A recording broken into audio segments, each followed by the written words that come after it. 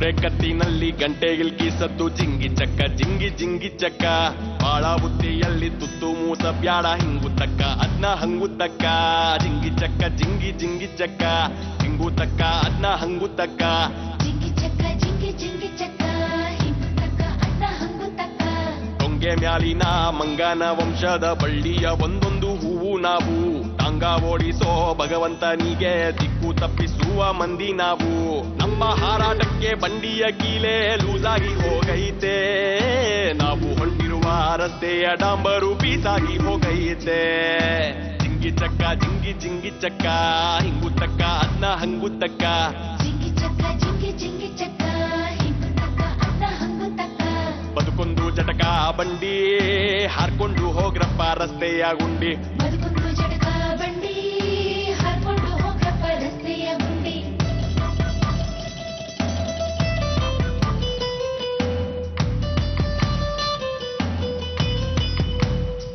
ಏ ಒಂದ್ ಗಾಲಿ ಲೂಸು ಇನ್ನೊಂದು ಟೈಟು ಅಡ್ಜಸ್ಟ್ ಮಾಡ್ಕೊಳ್ಳಿ 1/2 ಸೀಟು 1/2 ಸೀಟು ಇಲ್ಲೊಬ್ಬ ಬಡವ ಅಲ್ಲೊಬ್ಬ ಶ್ರೀಮಂತ ಅಲ್ಲೊಂದು ಮುಳ್ಳು ಇಲ್ಲೊಂದು ಗುಲಾಬಿ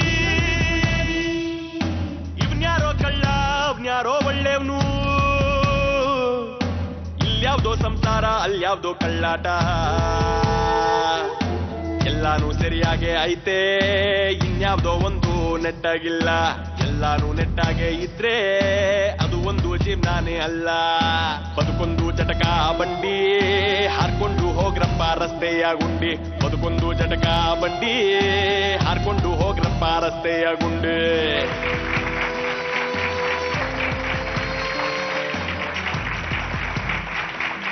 ಜಿ ಕನ್ನಡದ ಸಮಸ್ತ ವೀಕ್ಷಕ ದೇವರುಗಳಿಗೆ ನಿಮ್ಮ ಮಾಲವಿಕಾ ಮಾಡುವ ಪ್ರೀತಿಯ ನಮಸ್ಕಾರ. ಇದು ಸೆರಾ ರಿಫ್ಲೆಕ್ಸಿಯೋ ಸ್ಟೈಲ್ ಬದುಕು ಜಟಕಾ ಬಂಡಿ.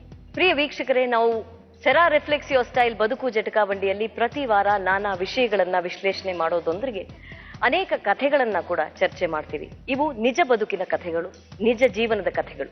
ಇವತ್ತಿನ ವಿಚಾರವನ್ನ ಪ್ರಾರಂಭ ಮಾಡೋದಕ್ಕೆ ಮುಂಚೆ ನನಗೆ ನಮ್ಮ ಪುರಾಣದ ಉಲ್ಲೇಖವನ್ನ ಮಾಡಬೇಕು ಅಂತ ಅನ್ನಿಸ್ತಾ ಇದೆ. ನಮ್ಮ ಪುರಾಣದಲ್ಲಿ ಗಂಧರ್ವ ವಿವಾಹದ ಉಲ್ಲೇಖವಾಗುತ್ತೆ.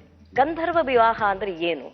ಅದು ಒಂದು ರೀತಿಯ ವಿವಾಹನೇ, ಆದ್ರೆ ಹಿರಿಯರ ಸಮ್ಮುಖದಲ್ಲಿ ನಡೆಯುವಂಥದ್ದಲ್ಲ, ಸಮಾಜದ ಎದುರು ನಡೆಯುವಂಥದ್ದಲ್ಲ, ಅದರಲ್ಲಿ ತಾಳಿ ಇರೋದಿಲ್ಲ. ಕೇವಲ ಪ್ರೇಮಿಗಳು ಹಾರಗಳನ್ನ ಬದಲಾಯಿಸಿಕೊಳ್ಳೋದ್ರ ಮೂಲಕ ಮಾಡಿಕೊಳ್ಳುವಂತಹ ವಿವಾಹ. ಪ್ರಾಯಶಃ ನಮ್ಮೆಲ್ಲರಿಗೂ ಬಹಳ ಗೊತ್ತಿರುವಂತಹ ಕತೆ ದುಷ್ಯಂತ ಮತ್ತು ಶಕುಂತಲೆಯರದು.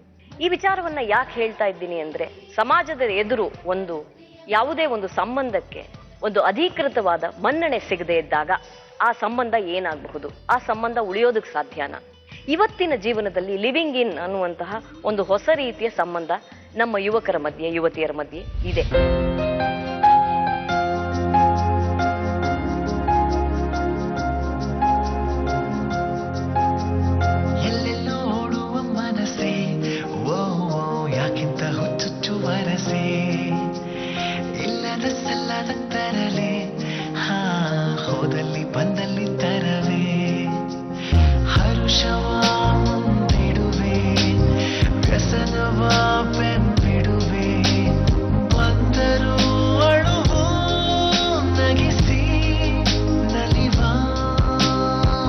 I love you.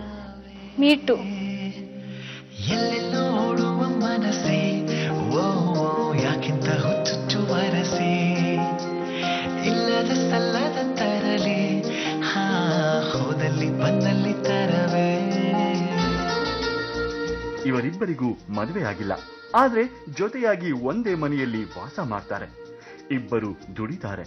ಅಷ್ಟೇ ಅಲ್ಲ, ಮನೆಯ ಖರ್ಚು ವೆಚ್ಚವನ್ನೆಲ್ಲ ಸಮನಾಗಿ ಹಂಚಿಕೊಳ್ತಾರೆ. ಆದರೆ ದಿನಗಳೆದಂತೆ ಪ್ರೀತಿ ಬೆಳೆದು ಒಂದು ಮಗುವಿನ ಹುಟ್ಟಿಗೆ ಕಾರಣವಾಗುತ್ತೆ. ಮದುವೆಯ ಸಂಭ್ರಮ, ತಾಳಿಯ ಭಾಗ್ಯವಿಲ್ಲದ ಈ ಸಂಸಾರ ಸಮಾಜದ ಕೆಂಗಣ್ಣಿಗೆ ಗುರಿಯಾಗ್ತಿದೆ. ತಮಗೆ ಹುಟ್ಟಿರುವ ಕೂಸಿಗೆ ಮದುವೆ ಆಗದ ಮಗು ಅಂತ ಸಮಾಜ ಆಡುವ ಚುಚ್ಚು ಮಾತಿನಿಂದ ಧೃತಿಗೆಟ್ಟ ಸೌಮ್ಯ ತನಗೆ ತಾಳಿ ಕಟ್ಟುವಂತೆ ಕೇಳ್ಕೊಳ್ತಾಳೆ. ನೀವೇನು ಹೇಳಿದ್ರು ನಾನು ನಿಮ್ ಮಾತು ಕೇಳಲ್ಲ. ನೀವು ನಂಗೆ ತಾಳಿ ಕಟ್ಟಲೇಬೇಕು. ನಮಗೋಸ್ಕರ ಅಲ್ದಿದ್ರು ನಮ್ಮ ಮಗುಗೋಸ್ಕರ, ನಾಳೆ ಈ ಸಮಾಜ ಮಾಡೋ ಪ್ರಶ್ನೆಗೋಸ್ಕರನಾದ್ರೂ ನೀವು ನಂಗೆ ತಾಳಿ ಕಟ್ಟಲೇಬೇಕು. ನಾವಿಬ್ರು ಸಂತೋಷದಿಂದ ಇರುವಾಗ ತಾಳಿ ಅನ್ನುವ ಬಂಧನ ಬೇಕೆ? ತಾಳಿ ಕಟ್ಕೊಂಡು ಸಂಸಾರ ಮಾಡಿದವರೆಲ್ಲ ಪ್ರಪಂಚದಲ್ಲಿ ಸುಖವಾಗಿದ್ದಾರಾ ಅಂತ ಪ್ರಶ್ನಿಸ್ತಾನೆ. ಹೀಗಾಗಿ ಸೌಮ್ಯ ಈಗ ತನಗೆ ತಾಳಿಯ ಭಾಗ್ಯ ಕರುಣಿಸಿ ಅಂತ ಬದುಕು ಜಟಕಾ ಬಂಡಿ ವೇದಿಕೆಗೆ ಬಂದಿದ್ದಾಳೆ. ರಾಕೇಶ್ ಮತ್ತು ಚೇತನ್, ನಮಸ್ಕಾರ. ಇಬ್ರು ಉದಯೋನ್ಮುಖ ನಟರು. ಅವರು ಕೂಡ ಈ ವಿಷಯವನ್ನ ಕುರಿತಾಗಿ ನಮ್ಮೊಂದಿಗೆ ಚರ್ಚೆ ಮಾಡ್ತಾರೆ. ಇವತ್ತಿನ ದುಷ್ಯಂತ ಶಕುಂತಲೆ ಯಾರು ನೋಡೋಣ ಬನ್ನಿ. ಮೊದಲಿಗೆ ನಮ್ಮೊಂದಿಗೆ ಮಾತನಾಡಲು ಬರ್ತಾ ಇರುವಂತವರು ಸೌಮ್ಯ.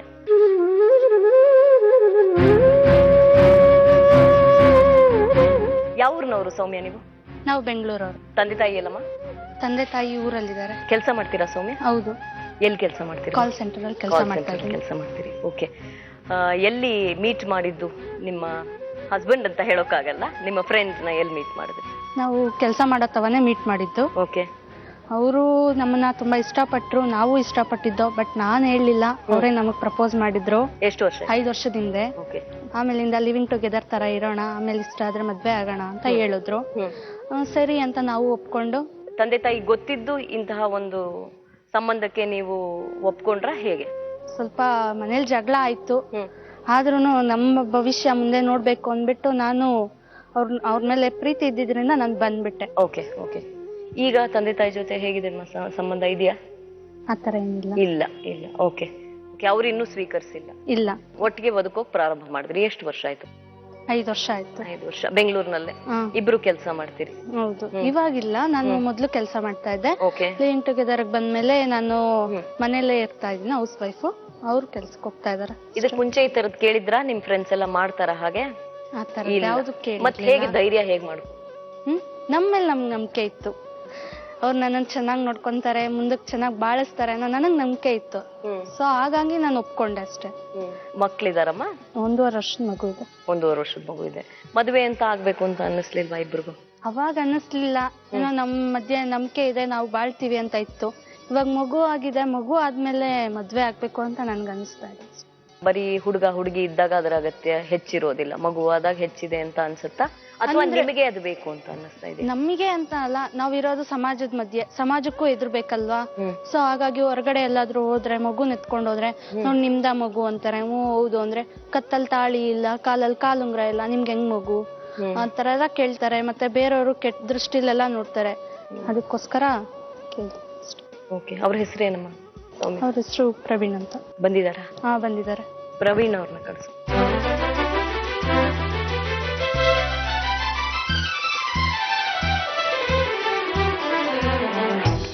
ನೀವಿಬ್ರು ಧೈರ್ಯ ಮಾಡಿ ನಮ್ಮ ವೇದಿಕೆಗೆ ಬಂದಿದ್ದಕ್ಕೆ ಸಂತೋಷ. ಅಂದ್ರೆ ನಿಮಗೆ ಮುಚ್ಚಿಟ್ಕೊಳ್ಳೋಕೆ ಏನು ಇಲ್ಲ ಅಂತಾಯ್ತು ಅಲ್ವಾ? ಯಾರಿಗೂ ಹೆದರಿ ಯಾವ್ದನ್ನು ಗುಟ್ಟು ಮಾಡಿ ಇಟ್ಕೊಂಡು, ಯಾರಿಗೂ ಯಾವ ಮೋಸದ ದೃಷ್ಟಿ ಇಲ್ಲದೆ ಇರೋದ್ರಿಂದ ಯಾವ್ದು ಗುಟ್ಟಾಗಿಲ್ಲ.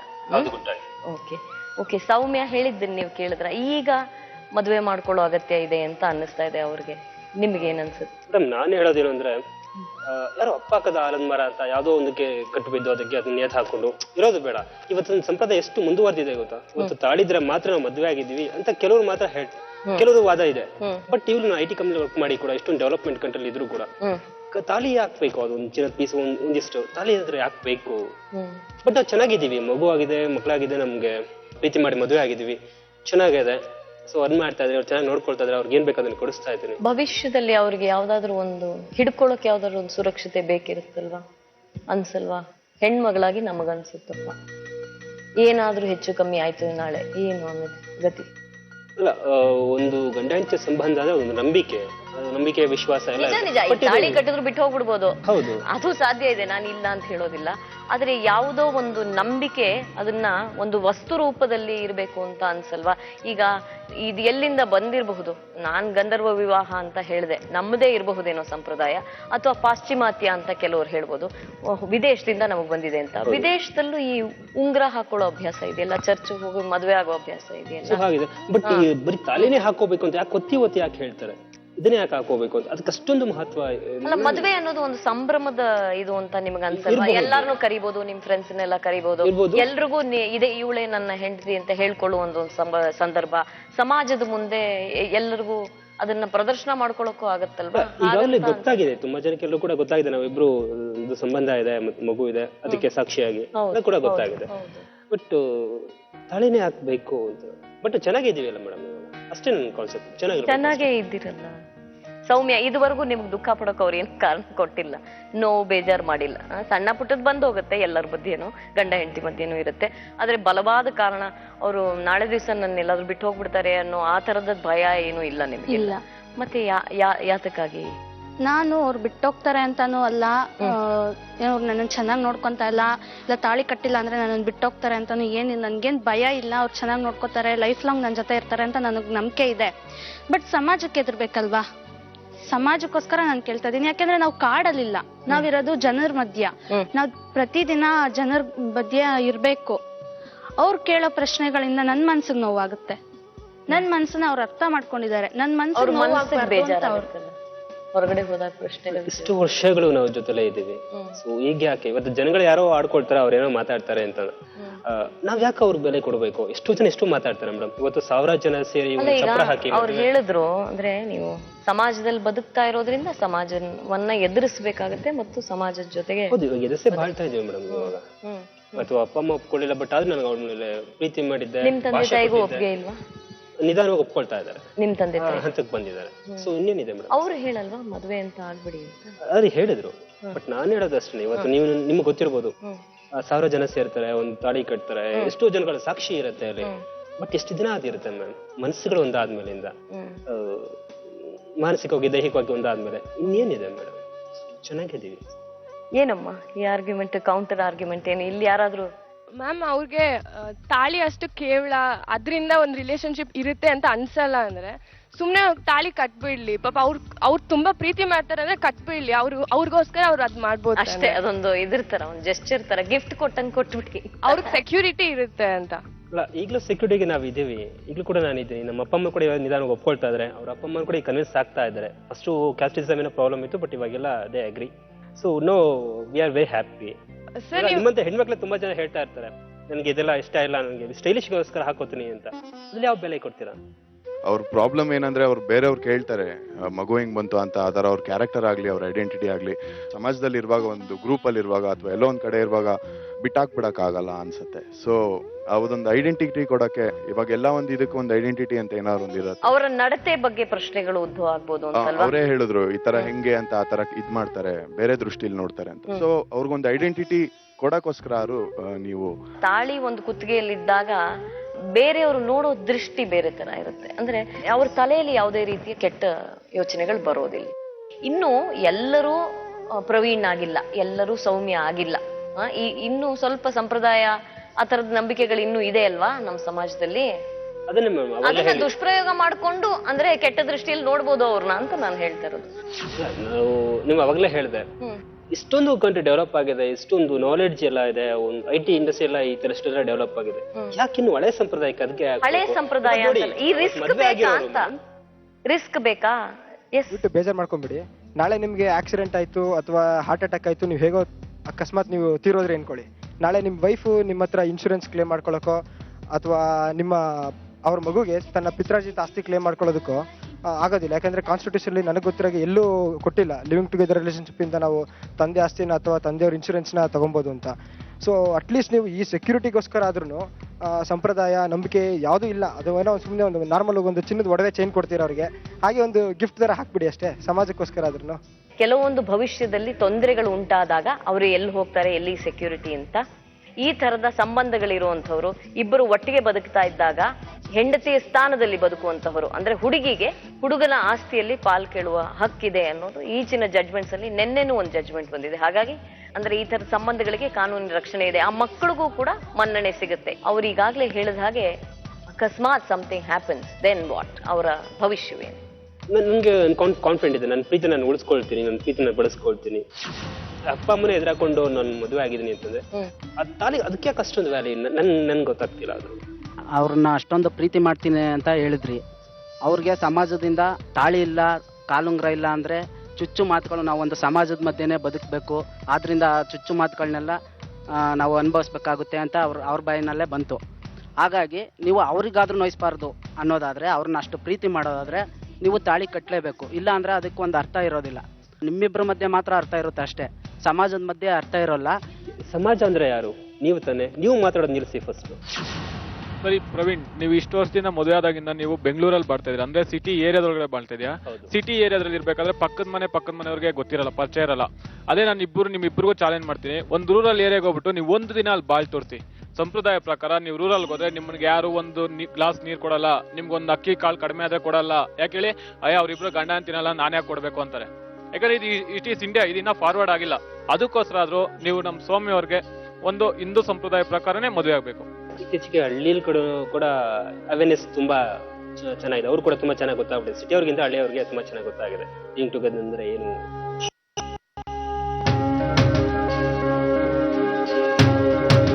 ಡಿಸ್ಕಷನ್ ಇದು ವಿಕೃತ ಕಡೆ ಹೊರಟಿದೆ ಅಂತ ಅನಿಸ್ತಾ ಇದೆ ನನಗೆ. ಅದಕ್ಕೆ ನಾನು ನೋಡ್ತಾ ಇದ್ದೆ, ಸೊ ಆ ಡಿಸ್ಕಷನ್ದಲ್ಲಿ ಭಾಗವಹಿಸೋಣ ಅಂತ ಬಂದಿದ್ದೀನಿ ನಾನು. ದಯವಿಟ್ಟು ಏನ್ ತಪ್ಪು ಸರ್? ಇಬ್ರು ಒಟ್ಟಿಗೆ ಬದುಕ್ತಾ ಇದೀವಿ, ನಮಗ್ ಪ್ರೀತಿ ಪ್ರೇಮ ನಮ್ಮ ಮಧ್ಯೆ ಇದೆ. ನಾವು ಎಲ್ಲೋ ಅಮೇರಿಕಾ, ಇಂಗ್ಲೆಂಡ್, ಜರ್ಮನ್ ಅಥವಾ ಆಸ್ಟ್ರೇಲಿಯಾದಲ್ಲಿ ಇಲ್ಲ. ಒಂದು ಶ್ರೇಷ್ಠವಾದಂಥ 16,000 ವರ್ಷದಿಂದ ನಡ್ಕೊಂಡು ಬಂದಂಥ ಒಂದು ಸಂಪ್ರದಾಯ, ಒಂದು ಹಿಂದೂ ಸಂಸ್ಕೃತಿ ಅನ್ನುವಂಥ ಒಂದು ದೇಶದಲ್ಲಿದ್ದೀವಿ ನಾವು. ಭಾರತ ಅನ್ನುವಂಥ ದೇಶದಲ್ಲಿದ್ದೀವಿ. ಇವತ್ತು ಅಮೇರಿಕಾದಲ್ಲಿ ಈ ರೀತಿಯ ಸಂಬಂಧಗಳು ಎಷ್ಟು ಅನಾಹುತಕ್ಕೆ, ಅಪಾಯಕ್ಕೆ ಈಡು ಮಾಡಿದೆ ಅಂತನ್ನುವಂಥದ್ದು ಒಬಾಮಾ ಅಲ್ಲಿಯ ಅಧ್ಯಕ್ಷರು ಹೇಳ್ತಾರೆ. ಬ್ಯಾಕ್ ಕಮ್ ಟು ಮದರ್ಹುಡ್ ಅಂತ ಅವ್ರ ಬಾಯಿಂದ ಬರ್ತಾ ಇದೆ. ಅಂದ್ರೆ ತಾಯಿಯ ಸಂಬಂಧದ ಹಿನ್ನೆಲೆಯಲ್ಲಿ ಮತ್ತೆ ವಾಪಸ್ ಬನ್ನಿ ಅಂತ. ಇವತ್ತು ಅಮೆರಿಕಾದಲ್ಲಿ ದೊಡ್ಡ ಸಮಸ್ಯೆ ಆಗಿದೆ, ಮನೆಯೊಳಗಡೆಗೆ ಒಂದು ವಾತಾವರಣ ಇಲ್ಲ. ಹೀಗಾಗಿ ಇಬ್ಬರು ಸಂಬಂಧಗಳನ್ನು ಹುಟ್ಟಿದಂತ ಮಕ್ಕಳು ಇವತ್ತು ಕ್ರಿಮಿನಲ್ಸ್ ಆಗ್ತಾ ಇದ್ದಾರೆ, ದರೋಡೆಕೋರ್ ಆಗ್ತಾ ಇದ್ದಾರೆ, ರೇಪಿಸ್ಟ್ ಆಗ್ತಾ ಇದ್ದಾರೆ, ಕಳ್ಳರಾಗ್ತಾ ಇದ್ದಾರೆ. ಅದೊಂದು ದೊಡ್ಡ ತಲ್ಲವಾಗಿದೆ ಇಡೀ ಅಮೆರಿಕ ಇವತ್ತು. ಸೊ ಆ ಹಿನ್ನೆಲೆಯಲ್ಲಿ ನಮ್ಮ ದೇಶದಲ್ಲಿ ಆ ಸಂಸ್ಕೃತಿ, ಆ ವಿಕೃತಿ ನಮಗೆ ಬೇಡ. ಅದು ಮದುವೆ ಅನ್ನೋ ನಾನು ಹೇಳೋದು ಈ ಕನ್ಸೆಪ್ಟ್ ಇದೆಲ್ಲ, ಇದು ಬಹಳ ದೊಡ್ಡ ಅನಾಹುತಕ್ಕೆ ಮಾಡುತ್ತೆ. ಇದೆಲ್ಲದಕ್ಕೂ ಕೊನೆಗೆ ಬಲಿಯಾಗೋದು ಯಾರು? ಮಹಿಳೆ. ಬಲಿಪಶು ಆಗೋದು ಮಹಿಳೆನೆ, ಪುರುಷರಲ್ಲ. ನಾವಿಬ್ರು ಫ್ರಮ್ ಪಾಸ್ಟ್ 2 years ಇಂದಾನು ರಿಲೇಶನ್ಶಿಪ್ ಅಲ್ಲಿ ಇದೀವಿ, ಲಿವಿಂಗ್ ಟುಗೆದರ್ ಅಲ್ಲಿ ಇದೀವಿ. ನೀವಿಬ್ರು ಬೆಂಗಳೂರಿನಲ್ಲಿ ಇದ್ದೀರಾ? ಆಕ್ಚುಲಿ ನಾನ್ ಬೆಂಗಳೂರಿನಲ್ಲ, ಬಟ್ ಕೆಲ್ಸಕ್ಕೋಸ್ಕರ ಇಲ್ಲಿ ಬಂದಿದ್ದೀರಿ. ಅವ್ರು ನಿಮ್ಮ ಫ್ರೆಂಡ್? ಯಾ. ಓಕೆ. ಏನಂತ ಕರೀತೀರಿ? ಫ್ರೆಂಡಾ, ಬಾಯ್ ಫ್ರೆಂಡಾ, ಏನು? Not boy friend, friend. ನೀವಿಬ್ರು you are staying together. Okay. ನಿಮ್ ಜೊತೆ ಬೇರೆ ಫ್ರೆಂಡ್ಸ್ ಇದಾರಾ? ನೀವಿಬ್ರೇನಾ? ಇಲ್ಲ, ನಾವಿಬ್ರೆ. ಇಬ್ರೆ. ಬರೀ ಫ್ರೆಂಡ್ಶಿಪ್ ಅಥವಾ ಪ್ರೀತಿ? ಬರೀ friendship. No love? No love. Okay. ಎಲ್ರಿಗೂ ಗೊತ್ತಿರೋ ತರ ಬ್ಯಾಂಗ್ಳೂರ್ನಲ್ಲಿ ರೆಂಟ್ ತುಂಬಾ ಜಾಸ್ತಿ ಇದೆ. ಸೊ ನಾವಿಬ್ರು ಅದ್ರ ಶೇರ್ ಮಾಡ್ಕೊಂಡು ನಾವು ಈ 2 ವರ್ಷದಿಂದನೂ ಚೆನ್ನಾಗಿದೆ, ನಮ್ಮಿಬ್ರು ರಿಲೇಶನ್ಶಿಪ್ ಕೂಡ ಚೆನ್ನಾಗೇ ಇದೆ. ಆ ತರ ಅವ್ರು ಹೇಳಿದ ತರ ಹಾಳಾಗೋ ತರ ನಾವ್ ಯಾವತ್ತೂ ನಡ್ಕೊಂಡಿಲ್ಲ. ಅಲ್ಲ, ಭವಿಷ್ಯದಲ್ಲಿ ಈ ಸಂಬಂಧವನ್ನ ನೀವೇನಾದ್ರು? ಇಲ್ಲ ಇಲ್ಲ ಇಲ್ಲ, ಆ ತರ ನಾವ್ ಯಾವ್ದು ಯೋಚನೆ ಮಾಡಿಲ್ಲ. ಬಟ್ ನಮ್ಮೇಲೆ ನಮಗ್ ಕಾನ್ಫಿಡೆಂಟ್ ಇದೆ. ಮದುವೆ ಮಾಡ್ಕೊಂಡು ಇರೋಕೆ ಸಮಸ್ಯೆ ಏನು? ಆರ್ಥಿಕತೆ ಇನ್ನೂ ಭದ್ರತೆ ಬರುತ್ತಲ್ಲ, ಇನ್ನೂ ವಿಶ್ವಾಸ, ಇನ್ನೂ ಅವ್ರು ಆನಂದವಾಗಿರ್ಬೋದಲ್ಲ ಇಬ್ರು. ಆದ್ರೆ ಒಂದು ಸರ್, ಅವ್ರಿಬ್ರು ಸ್ನೇಹಿತರು, ಬಟ್ ಅದನ್ನ ಯಾಕೆ ತಪ್ಪು ತಿಳ್ಕೊಳ್ಳಲ್ಲ? ಅಲ್ಲಲ್ಲ, ಹಾಗೆ ಅದಕ್ಕೆ ಹೇಳೋದಾಗಾದ್ರೆ ಇಲ್ಲಿ ನಾನು ಹೇಳೋದು, ಇದು ಪ್ರೇಮಿಗಳು ಬೇರೆ, ಆದ್ರೆ ಎದುರುಗಡೆ ಇಬ್ರು ಕೂತಂತವ್ರು ಬೇರೆ. ಫ್ರೆಂಡ್ ಅಷ್ಟೇ ಸರ್, ಅದು ಲವ್ ಏನಿಲ್ಲ ಸರ್. ಫ್ರೆಂಡ್ಸ್ ಇದಾರೆ. ಲಿವಿಂಗ್ ಟುಗೆದರ್ ಅಂತನ್ನುವಂಥದ್ದು ನಾಳೆ ಆ ಹುಡುಗನಿಗೆ ಇನ್ನೊಂದು ಹುಡುಗಿಯ ಅಟ್ರಾಕ್ಷನ್ ಆಗೇ ಆಗತ್ತೆ ಸಹಜವಾಗಿ, ಯಾವುದೋ ಹಿನ್ನೆಲೆಯಲ್ಲಿ. ಅವಾಗ ಈ ಫ್ರೆಂಡ್ಶಿಪ್ ಅದ ಏನ್ ಕತೆ ಹಾಗಾದ್ರೆ? ನಾವಿಬ್ರು ರಿಲೇಶನ್ಶಿಪ್ ಅಲ್ಲಿ ಇದೀವಿ, ಬಟ್ ಲವರ್ಸ್ ಅಲ್ಲ ನಾವು. ವಿ ಆರ್ ಜಸ್ಟ್ ಫ್ರೆಂಡ್ಸ್ ಅಷ್ಟೇ. ನೀವು ಪ್ರೇಮಿಗಳಲ್ಲ, ಆದ್ರೆ ರಿಲೇಶನ್ಶಿಪ್ ಅಂದ್ರೆ ಯಾವ ತರ ರಿಲೇಶನ್ಶಿಪ್? ಫ್ರೆಂಡ್ಸ್ ಅಷ್ಟೇ. ಯಾಕೆ ಫ್ರೆಂಡ್ಸ್ ಆಗಿ ಯಾರು ಒಂದೇ ಮನೇಲಿ ಇರಬಾರ್ದ? ತಪ್ಪ ಅದು ಇದ್ರೆ? ಅಲ್ಲ, ಈಗ ನಾಳೆ ದಿವಸ ನೀವು ಮದುವೆ ಆಗೋ ಹುಡುಗನಿಗೆ ಏನಾದ್ರು ಸಂಶಯ ಅರ್ಥ ಮಾಡ್ಕೊಬೇಕು ಅದನ್ನ. ಈಗ ಏನ್ ನಿಮ್ಮಿಬ್ಬರ ಮಧ್ಯೆ ನಿರೀಕ್ಷೆಗಳು ಏನಾದ್ರು ಇರುತ್ತಾ?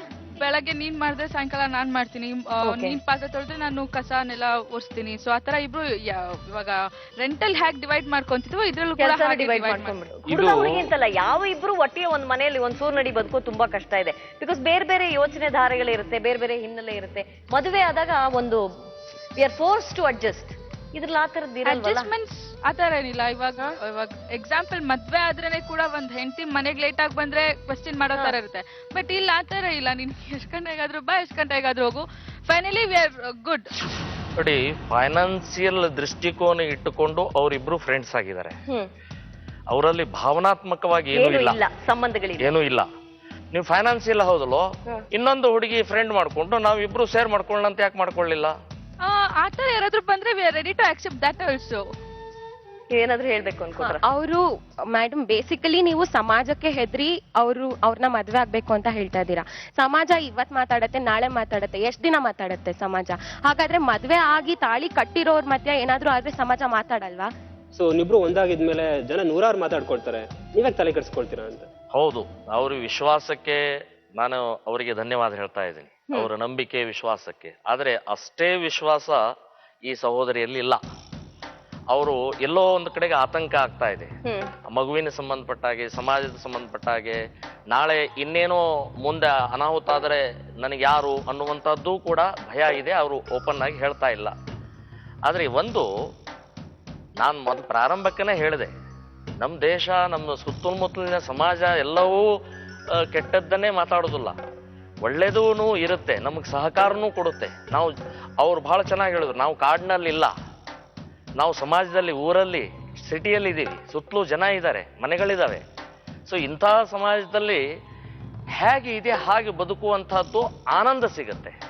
ಒಂದು ರೀತಿ ಅನಗತ್ಯವಾಗಿ ಪ್ರವಾಹಕ್ಕೆ ವಿರುದ್ಧ ನಾವು ಈಜ್ತಾ ಇದೀವ ಅಂತ. ಈಜು ಅಗತ್ಯ ಇಲ್ಲದೆ ಇದ್ರು ನಾಟ್ ನೆಸೆಸರಿ. ಈಗ ಒಂದು ಕಡೆಗೆ ಒಂದು ಪ್ರಕೃತಿ ಮತ್ತು ಸಂಸ್ಕೃತಿ ಎರಡೂ ಅಭೇದ್ಯವಾದಂತ ಒಂದು ಸಂಬಂಧ ಇದೆ. ಆ ಸಂಬಂಧವನ್ನು ನಾವು ಜೊತೆಗೆ ಹೋದ್ರೆ ಮಾತ್ರ ಆನಂದ ಸಿಗುತ್ತೆ. ಓಕೆ ಸರ್, ಇವಾಗ ನಾ ತಾಳಿ ಕಟ್ತೀನಿ, ಜನ ಮಾತಾಡೋದೇ ಇಲ್ವಾ? ಇವತ್ತು ಬೆಂಗಳೂರು ಸಿಟಿಯಲ್ಲೇ ಈ ರೀತಿಯ ಲಿವಿಂಗ್ ಟುಗೆದರ್ ಅನ್ನುವಂಥದ್ದು ಅಂಕಿ ಸಂಖ್ಯೆಯನ್ನು ನನ್ನ ಗಮನಕ್ಕೆ ಬಂದಿದ್ದು, 100ಕ್ಕೆ 55% ಮದುವೆ ಆಗ್ತಾ ಇದ್ದಾರೆ, ಇನ್ನು 100ಕ್ಕೆ 45% ಅನಾಹುತಕ್ಕೆ ಒಳಗಾಗಿದ್ದಾರೆ. ಇನ್ನು 45% ಇರುವಂತಹ ಆ ಮಹಿಳೆಯರ ಅವ್ರ ಕಥೆ ಏನು, ಅವ್ರು ಯಾವ್ಯಾವ ರೀತಿಯ ನೋವನ್ನ, ಯಾವ ರೀತಿ ಕಷ್ಟನ ಅನುಭವಿಸಿದಾರೆ ಸ್ವಲ್ಪ ಡಿಟೇಲ್ ಹೋದ್ರೆ ಗೊತ್ತಾಗತ್ತೆ. ಇದು ಭಯ ಅಲ್ವಾ? ಕೊನೆಗೆ ಸಫರ್ ಆಗೋದು ಯಾರು ಅಂತಂದ್ರೆ ಮಹಿಳೆನೇ. ಮೇಡಮ್, ನನ್ನ ಹೆಸರು ಕಿಶೋರ್ ಅಂತ, ಪಾರ್ವತಿ ಅಂತ. ಸೊ ಒಂದು ಆಡಿಟಿಂಗ್ ಕಂಪ್ನಿಲಿ ಕೆಲಸ ಮಾಡ್ತಿದ್ವಿ. ಸೊ ಒಬ್ರಿಗೊಬ್ರಿಗೆ ಇಷ್ಟ ಆಯ್ತು. ಸೊ ಆಗ ನನ್ನ ಆಲೋಚನೆ ಸೇಮ್ ಪ್ರವೀಣ್ ಅವ್ರ ತರನೇ ಇತ್ತು. ಈಗ ಬದಲಾಗಿದ್ದೀನಿ.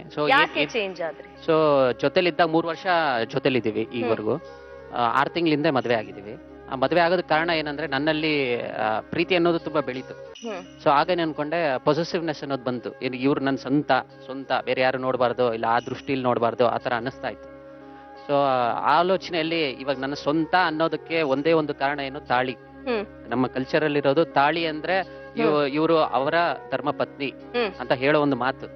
ತಾಳಿ ಇಲ್ಲ ಅಂದ್ರೆ ಇವ್ರು ಫ್ರೆಂಡು, ಇಲ್ಲ ಇವರು, ಆ ರೀತಿ ನನಗೆ ಆಲೋಚನೆ ತುಂಬಾ ಬಂತು. ಸೊ ಮತ್ತೆ ಯೋಚನೆ ಮಾಡಿದೆ, ಮದ್ವೆ ಆದ್ಮೇಲೆ ಮತ್ತೆ ನಾವು ಬೇರೆ ಬೇರೆ ಆಗೋದಕ್ಕೆ ಏನಂದ್ರೆ ಈ ತರ ಕಷ್ಟ ಆಗ್ಬೋದನೋ ಅಂತ ಆಲೋಚನೆನೂ ಮಾಡಿದೆ. ಸೊ ಪ್ರೀತಿ ಇರೋದ್ರಿಂದ ಅಡ್ಜಸ್ಟ್ಮೆಂಟ್ ಇದ್ರೂ ಸುಖವಾಗಿರ್ತೀವಿ ಅನ್ನೋ ಒಂದು ನಂಬಿಕೆ ಮೇಲೆ ನಾವು ಮದ್ವೆ ಆದ್ವಿ. ಈ ಸಂಬಂಧಕ್ಕೆ ಒಂದು ಮನ್ನಣೆ ಇದೆ. ತಂದೆ ತಾಯಿ ಹಿರಿಯರ ಒಪ್ಪಿಗೆ ಬೇಕು ಅಂತ ಅನ್ಸಲ್ವಾ ಪ್ರವೀಣ್? ನೀವು ಸಂಪ್ರದಾಯಕ್ಕೆ ಹೆದರದೇ ಇರಬಹುದು, ನಿಮಗ್ ಸಮಾಜದ ಭಯ ಇಲ್ಲದೆ ಇರಬಹುದು, ಆದ್ರೆ ಅವ್ರಿಗಿರುತ್ತಲ್ಲಪ್ಪ, ಅದನ್ನ ನಾವು ಗೌರವಿಸೋದ್ ಬೇಡವಾ?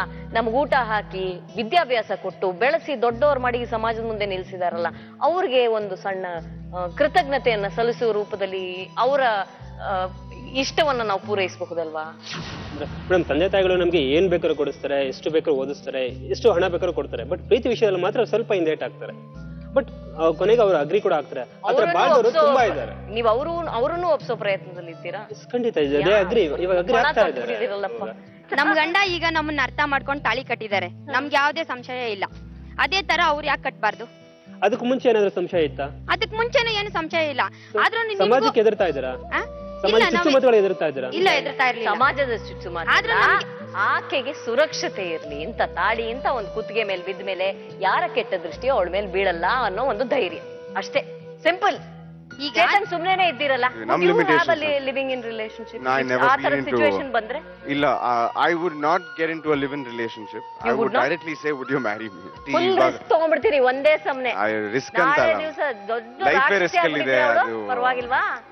ಯಾವ್ದು ದೊಡ್ಡ ರಾಕ್ಷಸಿ ತಾಳಿ ಕಟ್ಟಿ ಏನು ಮಾಡಕ್ಕಾಗಲ್ಲ ಮ್ಯಾಮ್. ಅದು ನಿಮ್ ಲಕ್ ಮೇಲೆ ಅದು ಡಿಪೆಂಡ್ ಆಗುತ್ತೆ. ಪ್ರಾಯಶಃ ಲಿವಿಂಗ್ ಇನ್ ಅನ್ನೋದು ಒಂದು ಪ್ರಯೋಗಾತ್ಮಕವಾಗಿ ಇಬ್ಬರಿಗೂ ಒಟ್ಟಿಗೆ ಒಂದು ಸೂರ್ನಡಿ ಬದುಕೋಕ್ ಸಾಧ್ಯನಾ ಅಂತ ಟೆಸ್ಟ್ ಮಾಡೋಕ್ಕೂ ಇರ್ಬೋದಲ್ವಾ? ಹಾಗೆ ಅಲ್ವಾ ಪ್ರಾರಂಭ ಆಗೋದು ಇದೆಲ್ಲ? ನನಗೆ ಆಚೆ ಹೋಗೋ ಆಪ್ಷನ್ ಆದ್ರೂ ಇರುತ್ತಲ್ಲ, ತಾಳಿ ಅಂತ ಕಟ್ಟಿಸ್ಕೊಂಡ್ಬಿಟ್ರೆ ಲೈಫ್ ಸೀಲ್ಡ್, ಅದೇ ತಾನೆ? ಹೆಣ್ಮಕ್ಳಿಗೆ ಅದೇ, ಹುಡುಗರಿಗೂ ಅದೇ ಅನ್ಸುತ್ತೆ.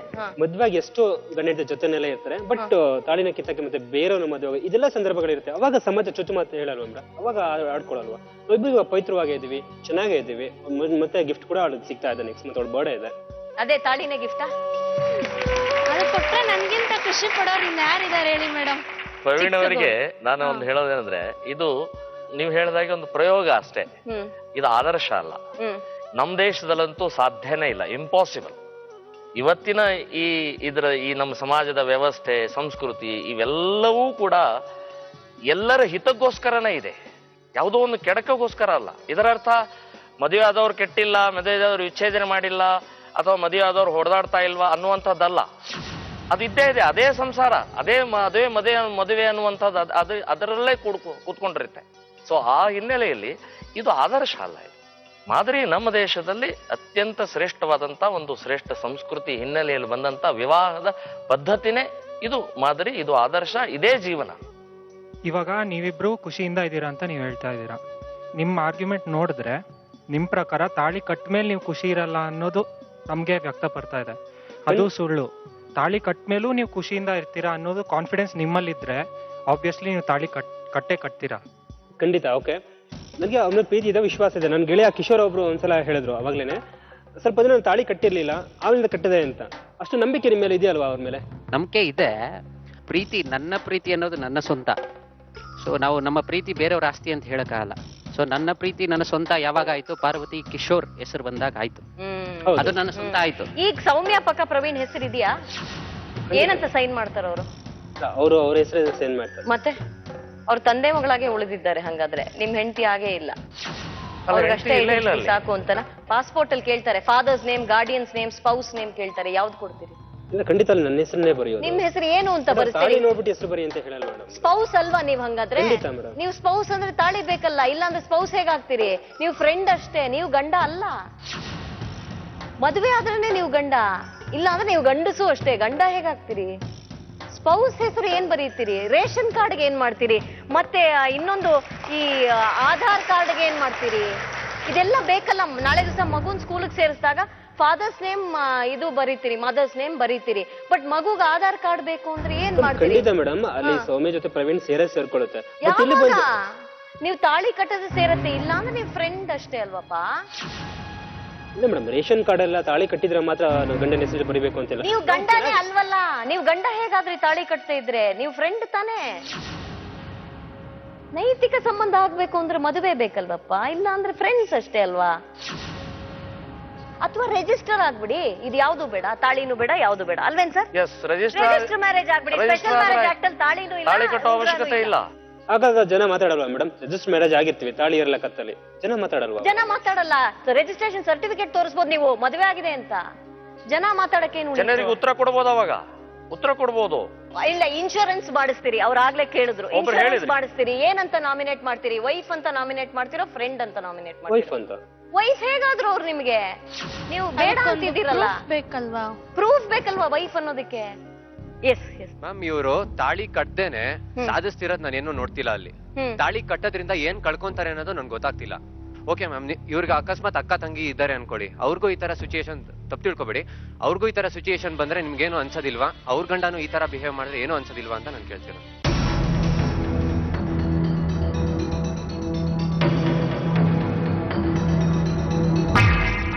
ಒಂದು small question madam. Yes. For example, ಬಯೋಡೇಟಾದಲ್ಲಿ ಸ್ಟೇಟಸ್ ಕೇಳ್ತಾರೆ, ಮ್ಯಾರಿಡ್ ಆರ್ ಅನ್ಮ್ಯಾರಿಡ್ ಅಂತ ಹಾಕ್ತೀರಾ? ಏನ್ ನೀವು ಮ್ಯಾರಿಡ್ ಅಂತ ಹಾಕ್ತೀರಾ ಅಥವಾ ಅನ್ಮ್ಯಾರಿಡ್ ಅಂತ ಹಾಕ್ತೀರಾ? Obviously married. ಆಬ್ವಿಯಸ್ಲಿ ಮ್ಯಾರಿಡ್ ಅಂದ್ರೆ ಅದಕ್ಕೆ ಪ್ರೂಫ್ ಏನಿದೆ ನಿಮ್ಮ ಹತ್ರ? ಸೊ ಸಮಾಜ ಬಿಟ್ಬಿಡಿ, ಫಾರ್ ಯೋರ್ ಓನ್ ಸೇಕ್. ನೀವ್ ಹೇಗೆ ಈ ಸರ್ಕಾರ ಕೊಡುವಂತಹ ಸೌಲಭ್ಯಗಳನ್ನ ಹೇಗೆ ನೀವು ತಗೊಳಕ್ ಸಾಧ್ಯ? ಮದುವೆ ಅನ್ನೋದಿಲ್ದೇ ಇದ್ರೆ ಅದು ಯಾವ್ದು ತಗೊಳಕ್ ಸಾಧ್ಯ ಇಲ್ಲ. ಮದುವೆ ಅನ್ನೋದು ಯಾವ್ದಾದ್ರೂ ಒಂದ್ ರೀತಿಲಿ ಆಗ್ಬೇಕು. ನೀವು ಒಂದು ಮಾತು ಹೇಳಿದ್ರಿ, ಅವರ ತಂದೆ ತಾಯಿನೂ ಒಪ್ತಾರೆ. ನಾನು ಹೇಳ್ತೀನಿ 100ಕ್ಕೆ 100 ಹೇಳ್ತೀನಿ, ಅವ್ರ ತಂದೆ ತಾಯಿ ಒಪ್ಪಲ್ಲ. ಹೇಗೆ ಒಪ್ಪಿಗೆ ಕೊಡ್ತಾರೆ? ನನ್ನ ಮಗಳು ಮದುವೆ ಇಲ್ಲದೆ ಅವನ ಜೊತೆಗೆ ಆನಂದವಾಗಿರ್ಲಿ ಅಂತೇಳಿ ಯಾವ ತಂದೆ ತಾಯಿನೂ ಒಪ್ಪಿಗೆ ಕೊಡಲ್ಲ. ಇದು ನನ್ನ ಇಂಪಾಸಿಬಲ್. ಈಗ ಅವ್ರ ತಂದೆ ತಾಯಿ ಜೊತೆ ನಾನು ಆಲ್ರೆಡಿ ಮಾತು ಕೂಡ ಆಡಿದ್ರೆ ಹೇಳಿದೆ, ಅವಾಗಲೇ ಹಬ್ಬ ಕೂಡ ಹೋಗ್ತಾ ಇದ್ದೀನಿ. ಕರೆಕ್ಟ್, ನೀವು ಅಳಿಯ ಅಲ್ಲ, ಆದ್ರೂ ನೀವು ಅಳಿಯ ಅಲ್ಲ, ನೀವು ಫ್ರೆಂಡ್ ಅಷ್ಟೇ. ಮೇಡಮ್, ಈಗ ಅವರು ಮದ್ವೆ ಏನಾದ್ರೂ ಫಂಕ್ಷನ್ಗೆ ಹೋಗೇ ಹೋಗ್ತಾರೆ. ಆಗ ಎಲ್ರು ತಾಳಿಗೆ ಅರ್ಶಿನ ಕುಂಕುಮ ಅದು ಇಟ್ಕೊಳ್ಳೋದ್ ನೋಡ್ಬಿಟ್ಟು ಅವ್ರಿಗೂ ಒಂಥರ ಮನ್ಸಿಗೆ ನೋವಾಗುತ್ತಲ್ವಾ. ಇವ್ರು ಯಾಕೆ ಇಷ್ಟು ಡಿಮ್ಯಾಂಡ್ ಮಾಡ್ತಾ ಇದಾರೆ ಅವ್ರಿಗೆ ತಾಳಿ ಕಟ್ತೆ? ಈ ಸೆಕ್ಯೂರಿಟಿ ಸೌಮ್ಯ ಕೇಳ್ತಾ ಇರೋದು, ಇವರೆಲ್ಲ ಅಲ್ಲ ಅಲ್ವಾ? ಅವರೆಲ್ಲ ಕೇಳಲಿ ಬಿಡ್ಲಿ, ಅವ್ರು ಯಾರ ಬಗ್ಗೆನೂ ನಿಮಗೆ ಕೇರ್ ಇಲ್ಲ, ಪರವಾಗಿಲ್ಲ. ಸೌಮ್ಯ ಬಗ್ಗೆ ಬೇಕಲ್ಲ, ಅರ್ಥ ಮಾಡ್ಕೊಳ್ಳಿ. ಪ್ರವೀಣ್, ಮೊಂಡವಾದ ನಿಮ್ಮ ಆದರ್ಶ ಎಲ್ಲ ಓಕೆ, ಭವಿಷ್ಯಕ್ಕೆ ಏನ್ ಮಾಡ್ತೀರಿ? ನನ್ನ ಹೆಸರು ರಂಜಿತಾ. ಒಂದು ಫ್ಯಾಕ್ಟ್ರಿಲಿ ಕೆಲಸ ಮಾಡ್ತಾ ಇದ್ವಿ. ನಮ್ಮ ಯಜಮಾನ್ರು ನಾವು ತುಂಬಾ ಇಷ್ಟಪಟ್ಟು ಇದ್ವಿ. 1 ವರ್ಷನೇ ಇದ್ವಿ ಮದ್ವೆ ಇಲ್ದಿರ. ಸಮಾಜ ನಮ್ಮನ್ನು ಮಾತಾಡುತ್ತಲ್ವಾ, ಯಾರು ಇವರು ಗಂಡ ಹೆಂಡ್ತಿನ ಇಲ್ಲ ಫ್ರೆಂಡ್ಶಿಪ್ಪಾ ಅಂತ ಮಾತಾಡುತ್ತೆ.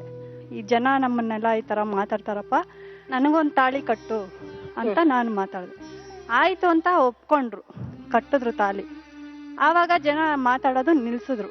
ಮತ್ತೆ ಅವ್ರಿಗೆಲ್ಲ ಗೊತ್ತಾಯ್ತು. ಅಲ್ಲಿವರೆಗೂ ನಿಮ್ಮಿಬ್ಬರು ಸಂಬಂಧದ ಬಗ್ಗೆ ಅತ್ತೆಗೆಲ್ಲ ಗೊತ್ತಿರ್ಲಿಲ್ಲ. ಅವ್ರ ತಾಯಿ ಕರ್ಕೊಂಡೋದ್ರು. ನಮ್ಮ ತಂದೆ ತಾಯಿ ಒಪ್ಪಿರ್ಲಿಲ್ಲ. ಹಂಗಾಗಿ ಅವರು ಒಂದು ದೇವಸ್ಥಾನದಲ್ಲಿ ಕರ್ಕೊಂಡೋಗಿ ಅವರೇ ಚಿನ್ನದ್ದು ಸರ ತೆಗ್ದು ಅವ್ರ ಸಂಬಂಧಿಕರ ಜೊತೆಲಿ ಕಳಿಸಿದ್ರು. ಹೋಗಿ ದೇವಸ್ಥಾನದಲ್ಲಿ ಹಾಕಿ ಅಂತ. 1 ವರ್ಷನೇ ನಾನು ಚೆನ್ನಾಗಿ ನೋಡ್ಕೊಂಡಿದ್ದು. ಆಮೇಲೆ ತುಂಬಾ ಕಿರುಕುಳ ಕೊಟ್ರು. ಎಲ್ಲಮ್ಮ ನಿಮ್ಮ ಯಜಮಾನ್ರಲ್ಲಿ? ನಮ್ಮ ಯಜಮಾನ್ರು ಎಲ್ಲಿದ್ದಾರೆ ಅಂತ ಗೊತ್ತಿಲ್ಲ ಮೇಡಮ್. ಬಿಟ್ಟೋಗಿದ್ದಾರೆ. ಏನೋ ಒಂಥರ ಕೇರ್ಲೆಸ್, ಮಗ ಹೆಂಡತಿ ಅನ್ನೋದು ಇದ್ದಾರಲ್ಲ ಅವ್ರಿಗೆ ಮೈ ತಾಳಿ ಕಟ್ಟಿದಾರೆ ಅಷ್ಟೇನಾ ಅಥವಾ ರಿಜಿಸ್ಟರ್ ಆಗಿದೆ? ರಿಜಿಸ್ಟರ್ ಏನೂ ಆಗಿಲ್ಲ.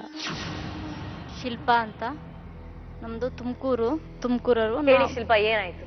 ನಾವು 5 ಜನ ಹೆಣ್ಮಕ್ಳು ಗಾರ್ಮೆಂಟ್ಸ್ಗೆ ಅಂತ ಬಂದಿದ್ದೆ ಕೆಲಸಕ್ಕೆ, ಬೇರೆ ಫ್ರೆಂಡ್ ಮನೇಲಿ. ನಾನು ಗಾರ್ಮೆಂಟ್ಸ್ಗೆ ಹೋಗ್ಬೇಕಾರೆ ಪರಿಚಯ ಆಯಿತು ಒಬ್ಬ ವ್ಯಕ್ತಿ. ಒಂದು 6 ತಿಂಗಳು ಲವ್ ಮಾಡಿವಿ. ಆಮೇಲೆ ನಾವಿಬ್ರು ಮದುವೆ ಆಗೋಣ ಬಾ ಅಂತ ಕರೆದ್ರು ಒಂದು ಮನೆಯಲ್ಲಿ. 1 ವರ್ಷ ಮದುವೆ ಆಗಲಿಲ್ಲ, 1 ವರ್ಷ ಇದ್ವಿ. ನಾನು ಪ್ರೆಗ್ನೆಂಟ್ ಆದೆ. ಮದುವೆ ಆಗದೆ ಪ್ರೆಗ್ನೆಂಟ್ ಆದೆ. ಅದಕ್ಕೆ ನಾನು ಹಿಂಸೆ ಕೊಟ್ಟೆ ಅವ್ರಿಗೆ, ನಾನು ಮದುವೆ ಆಗು ಅಂತ. ಬೇಡ, ಇದು ತೆಗಿಸ್ಬಿಡೋಣ, ಇದು ಈ ಮಗು ಬೇಡ, ಆಮೇಲೆ ಮದುವೆ ಆಗೋಣ. ಇಲ್ಲ, ನಾನು ಮದುವೆ ಆಗು ಅಂತ ಎಷ್ಟು ಬೇಡ್ಕೊಂಡೆ. ಟ್ಯಾಬ್ಲೆಟ್ ತಂದು 3 ತಿಂಗಳಾಯ್ತು. ಟ್ಯಾಬ್ಲೆಟ್ ಕೊಟ್ಟು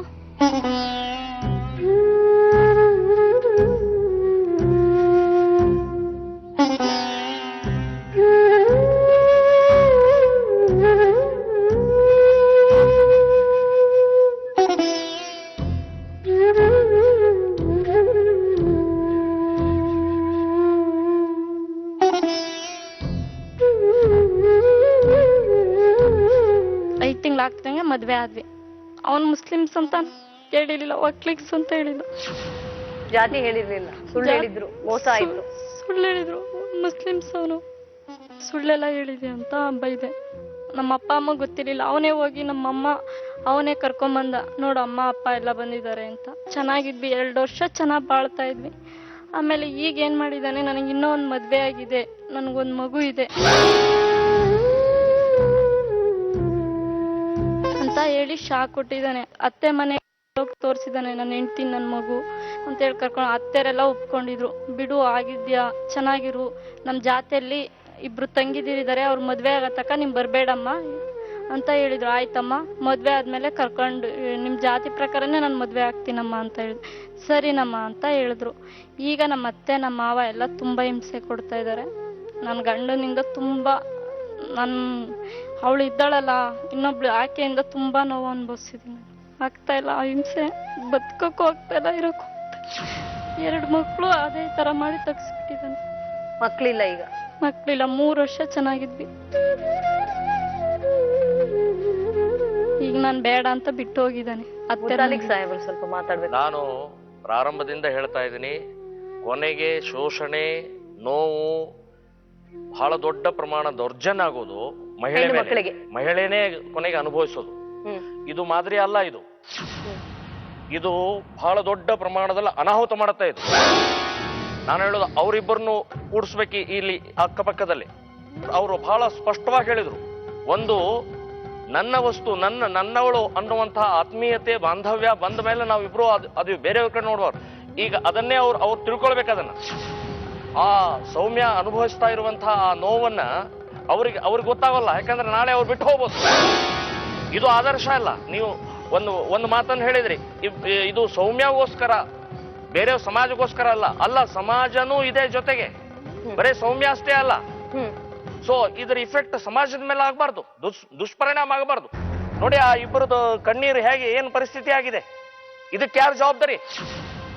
ಸೊ ಅದಕ್ಕೆ ನಮ್ಮ ಸಂಪ್ರದಾಯ ಅನ್ನುವಂಥದ್ದು. ಇದು ಯಾವುದೋ ಒಂದು ಬೂಟಾಟಿಕೆ ಅಲ್ಲ, ಇದೊಂದು ಸಂಪ್ರದಾಯ ಅನ್ನುವಂಥದ್ದು ಅತ್ಯಂತ ವೈಜ್ಞಾನಿಕವಾಗಿದೆ. ಎಲ್ಲರೂ ಸುಖವಾಗಿರಬೇಕು ಅನ್ನುವಂಥ ದೃಷ್ಟಿಕೋನ ಇಟ್ಟುಕೊಂಡೇನೆ ಆ ಕಟ್ಟುಪಾಡು ಇಟ್ಟಿದ್ದಾರೆ. ನಿಮ್ಮನ್ನು ಬಂಧನ ಅಲ್ಲ ಅದು. ಅತ್ಯಂತ ಶ್ರೇಷ್ಠವಾದಂತಹ ನಮ್ಮ ಸಂಸ್ಕೃತಿ ಇವತ್ತು.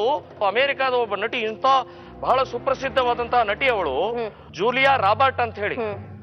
ಈ ನಮ್ಮ ದೇಶದ ಸಂಪ್ರದಾಯವನ್ನು ತಿಳ್ಕೊಂಡು ಅಲ್ಲಿಂದ ಬಂದು ಇಲ್ಲಿ ಹಿಂದೂ ವಿವಾಹ ಪದ್ಧತಿ ಪ್ರಕಾರ ಮದುವೆ ಆದ್ಲವಳು. ಸೊ ಈ ರೀತಿ ಪಾಶ್ಚಾತ್ಯದ ಇವತ್ತು ನಮ್ಮ ಕಡೆ ಬರ್ತಾ ಇದ್ದಾರೆ. ನಾವು ಇವತ್ತು ವಿಚಿತ್ರವಾದಂತಹ ನಮ್ಮ ಡೆವಲಪ್ಮೆಂಟು, ಆಧುನಿಕತೆ ಅಂತನ್ನುವಂತ ಹೆಸರಿನಲ್ಲಿ ಇರುವಂತಹ ಶ್ರೇಷ್ಠ, ಅತ್ಯಂತ ಆನಂದ, ಸುಖ ಅದನ್ನು ಕಳ್ಕೊಳ್ತಾ ಇದೀವಿ ನಾವು. ಇದು ಸರಿಯಲ್ಲ, ಇದು ಮಾದರಿ ಅಲ್ಲ. ಅವರಿಬ್ಬರನ್ನು ಪಕ್ಕದಲ್ಲಿ ಕೂಡಿಸಿದ್ರೆ ಅವಾಗ ಬ್ಯಾಲೆನ್ಸ್ ಆಗತ್ತೆ. ಇದನ್ನ ಲಕ್ಷಾಂತರ ಜನ ನೋಡ್ತಾರೆ. ಇದನ್ನ ನಾಳೆ ಅನಿಸ್ಬೋದು, ಇವನು ಇದನ್ನ ನಾನು ಮಜಾ ಮಾಡ್ಬೋದು, ಅವರಿಬ್ರು ಇಲ್ವಾ? ಹಾಗಾದ್ರೆ ಅದಕ್ಕೆ ಇದು ಮಾದರಿ ಅಲ್ಲ. ನಮ್ಮ ಶ್ರೇಷ್ಠವಾದಂತಹ ಸಂಸ್ಕೃತಿ ಇದೆ, ಹಿಂದೂ ಧರ್ಮ ಇದೆ, ಅದು ಒಂದು ಸಂಪ್ರದಾಯ ಇದೆ. ನಾ ಹೇಳೋದು ತಾಳಿನೇ ಅಲ್ಲ, ರಿಜಿಸ್ಟ್ರೇಷನ್ ಮಾಡ್ಕೊಳ್ಳಿ. ಒಂದು ಭದ್ರತೆ, ಒಂದು ವಿಶ್ವಾಸ, ನಂಬಿಕೆ ಅನ್ನುವಂಥದ್ದಿದೆ. ವ್ಯವಹಾರಕ್ಕೋಸ್ಕರ ಆದರೂ ನಾಳೆ ವ್ಯವಹಾರ ಅಡ್ಡ ಬಂತಂದ್ರೆ ಇವರು ಎಲ್ಲ ಹೋಗ್ಬೇಕು. ಇವರು ಈ ರೀತಿಯ ಸಂಬಂಧವನ್ನು ಇಟ್ಕೊಳ್ಬಾರ್ದು. ಇದು ಫ್ರೆಂಡ್ಸ್ ಅಂತ ಹೇಳಿದ್ರು, ಇದು ಕೂಡ ಅನಾಹುತನೇ. ಇದು ಬಹಳ ದೊಡ್ಡ ಅನಾಹುತ. ಇದು ಸಹಜವಾದಂತಹ ಫ್ರೆಂಡ್ಸು ಅವ್ರ ಮನೆಗೆ ಹೋಗೋದು, ಇವರು ಅವ್ರ ಮನೆಗೆ ಬರೋದು ಅಥವಾ ಓಡಾಡೋದು ಸರಿ, ಆದ್ರೂ ಒಂದೇ ಮನೆಯಲ್ಲಿ ಇದ್ದುಕೊಂಡು ಫ್ರೆಂಡ್ಸ್ ಅನ್ನುವಂಥದ್ದು ಇದು ಸಮಾಜ, ಜನ ಅವರು ಕೂಡ ನಾಳೆ ಆ ಹುಡುಗಿದ ಮುಂದಿನ ಭವಿಷ್ಯ ಏನು? ನಮ್ಮಲ್ಲೇ ನಮ್ಮದೇ ಆದಂತ ಒಂದು ರೀತಿ ಇದೆ ಇಲ್ಲಿ. ಇದು ನಾನು ಪ್ರಾರಂಭಕ್ಕೆ ಇಂಗ್ಲೆಂಡ್, ಅಮೆರಿಕ ಎಲ್ಲೋ ನಾವು ವಾಸ ಮಾಡ್ತಾ ಇಲ್ಲಲ್ಲ, ನಮ್ದೇ ಆದಂತ ಒಂದು ಶ್ರೇಷ್ಠ ಸಂಸ್ಕೃತಿ. ಮ್ಯಾಮ್, ಅವ್ರು ಒಬ್ರು ಇಬ್ರು ಮಾಡಿದ್ರು ಅಂತ ಟೋಟಲಿ ಲಿವ್ ಇನ್ ರಿಲೇಶನ್ಶಿಪ್ ತಪ್ಪು ಅನ್ನೋದು ಹೇಳೋದು ತಪ್ಪಾಗುತ್ತೆ. ಇವಾಗ ಅಂತ ಎಕ್ಸಾಂಪಲ್ಸ್ ಇದೆ wherein they have got to know each other by staying together. That is a good way to know each other ma'am. ಆಮೇಲೆ ಇನ್ನೊಂದು ಕ್ವಶನ್ ಕೇಳೋಕೆ ಇಷ್ಟಪಡ್ತೀನಿ ನಾ ಪ್ರಮೋದ್ ಸರ್ಗೆ. ಇವರು ಭಾರತದ ಘನತೆಯನ್ನು ಕಾಪಾಡ್ತಿದ್ದೀನಿ ಅಂತ ಹೇಳ್ತಾ ಇದ್ದಾರೆ ಇವಾಗೆಲ್ಲ. ಭಾರತದ ಸಂವಿಧಾನ ಕೊಡೋ ಮೂಲಭೂತ ಹಕ್ಕುಗಳಲ್ಲಿ ಒಂದು right to life and freedom. Article 21 any constitution book ತೆಗೆದು ನೋಡಿ ನೀವು. No person shall be deprived of his personal liberty until and unless it conflicts with the law established by the land. That is the fundamental right given by Indian Constitution to all its citizens. ಇವಾಗ ಇವರು ಭಾರತದ ಘನತೆಯನ್ನು ಕಾಪಾಡ್ತೀನಿ ಅನ್ನೋ ಹೊರಟಿದ್ದಾರೆ. ಭಾರತದ ಸಂವಿಧಾನನೇ respect ಮಾಡ್ತಾ ಇಲ್ಲ ಇವರು by not allowing live in relationships. ಇಂಥ ಸಾವಿರಾರು ಎಕ್ಸಾಂಪಲ್ ಸಿಗುತ್ತೆ ಮೆಟ್ರೋಪಾಲಿಟನ್ ಸಿಟೀಸ್ ಅಲ್ಲಿ. ಜಾಗತೀಕರಣ, ಉದಾರೀಕರಣ, ಖಾಸಗೀಕರಣದ ಒಂದು ಪರಿಣಾಮ. ಇಲ್ಲಿ ಕುತ್ಕೊಂಡು ಈ ಟಾಪಿಕ್ ನಾವು ತಗೊಂಡು ಡಿಸ್ಕಸ್ ಮಾಡ್ತಿದೀವಿ ಅಂತಂದ್ರೆ ಇಟ್ ಈಸ್ ಗೇನಿಂಗ್ ವೈಡರ್ ಸಮಾಜದಲ್ಲಿ. It is gaining wider acceptance because it is helping people to know each other better. Acceptance ನಿಜ. ಸರ್ಕಾರದ ಸೌಲಭ್ಯಗಳನ್ನ ಪಡ್ಕೊಳ್ಳುವ ಪ್ರಶ್ನೆ ಬಂದಾಗ ಆ ಸೌಲಭ್ಯಗಳು ಬೇಡ ಅಂತೀರಾ? ಇಲ್ಲ ಮ್ಯಾಮ್, 2005 ಅಲ್ಲಿ ಒಂದು ಆಕ್ಟ್ ಆಯ್ತು, protection of women against domestic abuse ಅಂತ. ಅದರಲ್ಲಿ there is a provision that if a boy and a girl are staying without getting married they can be termed as domestic relationship ಅಂತ separate ಆಗಿ ಒಂದು ಲಾ ಇದೆ ma'am. Correct ಅಪ್ಪ. ನನಗೆ ನನ್ನದು ಇಷ್ಟೇ, ಈ ಸೌಲಭ್ಯಗಳು ಸರ್ಕಾರದ ಪಡ್ಕೋಬೇಕು. ನಾನೊಂದು ಪಾಸ್ಪೋರ್ಟ್ ತಗೋಬೇಕು, ಸ್ಪೌಸ್ ನೇಮ್ ಪ್ರವೀಣ್ ಅಂತ ಬರೀಲೋ, ಫಾದರ್ಸ್ ನೇಮ್ ಬರೀಲೋ. Father's name, if at all gaining a passport is the motto, hengadru they cannot travel together. Proof of marriage illa andre how can they travel together? As friends can they travel? Who will give you visa? ಅವ್ರ ಮೇಲೆ ಇವರು dependent ಅಂತ ಹೋಗಕ್ ಆಗಲ್ಲ. ನಾಳೆ ದಿವಸ ಅವ್ರಿಗೆ American visa ಸಿಕ್ತು, ಡಿಪೆಂಡೆಂಟ್ ವೀಸಾ ಬೇಕು ಅಂದ್ರೆ ಏನ್ ಕೊಡ್ತಾರೆ? ಅವಾಗ ತಾಳಿ ಕಟ್ಟಲೇಬೇಕು ಅಂತ ಹೇಳ್ತೀನಿ. ತಾಳಿ ಕಟ್ಟಬೇಕು ಅಲ್ಲ, ಪ್ರೂಫ್ ಆಫ್ ಮ್ಯಾರೇಜ್. ಅವ್ರು ತಾಳಿ ಮ್ಯಾರೇಜ್ ಹೇಳಿದ್ದು. ನಾನೇ ರಿಜಿಸ್ಟರ್ ಮಾಡಿದೆ ನನ್ನ ಮದುವೆನ. 12 ವರ್ಷದಿಂದ ಆಗಿದ್ ಮದುವೆನ 6 ವರ್ಷಗಳ ನಂತರ ರಿಜಿಸ್ಟರ್ ಮಾಡ್ಬೇಕಾಗಿತ್ತು ಹಿಂದೂ ರಿಜಿಸ್ಟ್ರೇಷನ್ ಆಕ್ಟ್ ಪ್ರಕಾರ. ಅರ್ಥ ಆಯ್ತಾ? ರಿಜಿಸ್ಟ್ರೇಷನ್ ಆಕ್ಟ್ ಪ್ರಕಾರ ಪ್ರೂಫ್ ಆಫ್ ಮ್ಯಾರೇಜ್ ಕೇಳ್ತಾರಲ್ಲ ಅಂತ ಅಷ್ಟೇಪ. ಸೌಲಭ್ಯಗಳನ್ನ ಪಡ್ಕೊಳ್ಳೋಕೆ ನಮಗೆ ಒಟ್ಟಿಗೆ ಬದುಕೋದ್ರ ಬಗ್ಗೆ ಯಾವುದೇ ತಕರಾರಿಲ್ಲ. ವ್ಯವಹಾರಕ್ಕೆ ಬಂದಾಗ ಏನ್ ಮಾಡ್ತೀರಿ? ಇವಾಗ ಒಂದ್ ಸಿಂಗಲ್ ಸೆಂಟೆನ್ಸ್ ಅಲ್ಲಿ ಒಂದೇ ಪಾಯಿಂಟ್ ಅಲ್ಲಿ ಹೇಳ್ಬಿಡಿ, ನಿಮ್ ತಾಳಿ ಕಟ್ಟಿದ್ರೆ ಏನ್ ಪ್ರಾಬ್ಲಮ್ ಆಗುತ್ತೆ? ಈಗೋಗ್ ಹರ್ಟ್ ಆಗುತ್ತಾ? ನಿಮ್ ಪ್ಯೂರಿಟಿನ ನೀವೇ ಕ್ವಶನ್ ಮಾಡ್ಕೊಳ್ತಿದ್ದೀರಾ. ಇವಾಗ ನಿಮ್ಗೆ ಅಷ್ಟೊಂದು ಕಾನ್ಫಿಡೆನ್ಸ್ ಇದ್ರೆ ಕಟ್ಬಿಡೋಕೆ ಏನ್ ಪ್ರಾಬ್ಲಮ್? ಪ್ರವೀಣ್ ಸರ್, ನಾನು ಒಳ್ಳೆ ಫ್ರೆಂಡ್ ಅಥವಾ ನಿಮ್ ತಂಗಿಯಾಗಿ ಒಂದ್ ಮಾತು ಹೇಳ್ತೀನಿ. ಲಿವಿಂಗ್ ಇನ್ ರಿಲೇಶನ್ಶಿಪ್ ಅಂದ್ರೆ ಒಟ್ಟಿಗೆ ಮದ್ವೆ ಆಗದೆ ಇರೋದಂತ ಅಲ್ಲ.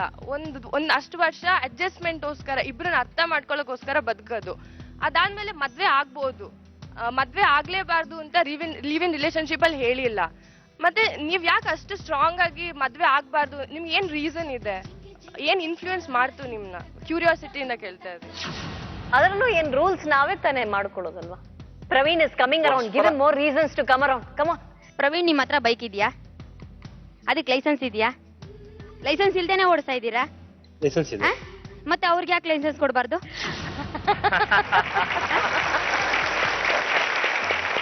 ಅವ್ರಿಗೆ ಯಾಕೆ ನೀವು ಇಷ್ಟು ಹಿಂಸೆ ಕೊಡ್ತಾ ಇದ್ದೀರಾ ತಾಳಿ ಕಟ್ತೆ?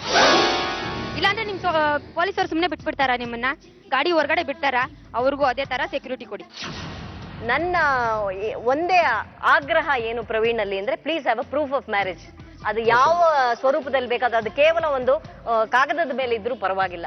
ನೀವು ರಿಜಿಸ್ಟ್ರಾರ್ ಆಫೀಸ್ಗೆ ಹೋಗಿ ನಮ್ ಯಾರನ್ನೂ ಕರಿಬೇಡಿ, ನಾವು ಯಾರೂ ಬರೋದಿಲ್ಲ, ನೀವಿಬ್ಬರೇ ಹೋಗಿ ಸಾಕ್ಷಿಗಳು ಕೇಳ್ತಾರಾದ್ರೆ ಸೊ ಅದಕ್ಕೆ ನಾನ್ ಬೇಕಾಗತ್ತೆ. ಅದಕ್ಕಾದ್ರೂ ನನ್ನನ್ನು ಕರೀರಿ, ನಾನು ಮುತಾಲಿಕ್ ಸರ್ ಬರ್ತೀವಿ, ಸಾಕ್ಷಿಗಳಾಗಿ ಬರ್ತೀವಿ ಅಷ್ಟೇ. ಅದ್ರಲ್ಲಿ ಧರ್ಮ ಇಲ್ಲ, ಜಾತಿ ಇಲ್ಲ, ಯಾವುದು ಇಲ್ಲ, ಸಂಪ್ರದಾಯ ಬೇಡ, ಯಾವುದು ಬೇಡ. ಸ್ಪೆಷಲ್ ಮ್ಯಾರೇಜ್ ಆಕ್ಟ್ ಅಲ್ಲಿ ಪ್ರೂಫ್ ಆಫ್ ಮ್ಯಾರೇಜ್ ತಗೊಂಡ್ಬಿಟ್ಟು ಅದನ್ನೇ ಅವ್ರಿಗೆ ನೀವು ಗಿಫ್ಟ್ ಆಗಿ ಕೊಡ್ತೀನಿ ಅಂತ ನನಗೆ ಭರವಸೆ ಕೊಡ್ತೀನಿ.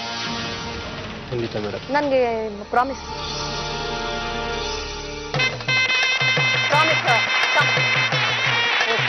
Be happy. ಇದರೊಂದಿಗೆ ಸೆರಾ ರಿಫ್ಲೆಕ್ಟಿವ್ ಸ್ಟೈಲ್ ಬದುಕು ಜಟಕಾ ಬಂಡಿಯನ್ನ ಇವತ್ತು ಮುಗಿಸುವಂತಹ ಸಮಯ ಬಂದಿದೆ. ಮತ್ತೊಂದು ಸಂಚಿಕೆಯಲ್ಲಿ ನಿಮ್ಮೆಲ್ಲರನ್ನ ಭೇಟಿ ಆಗ್ತೀನಿ. ಅಲ್ಲಿವರೆಗೂ ನಮಸ್ಕಾರ.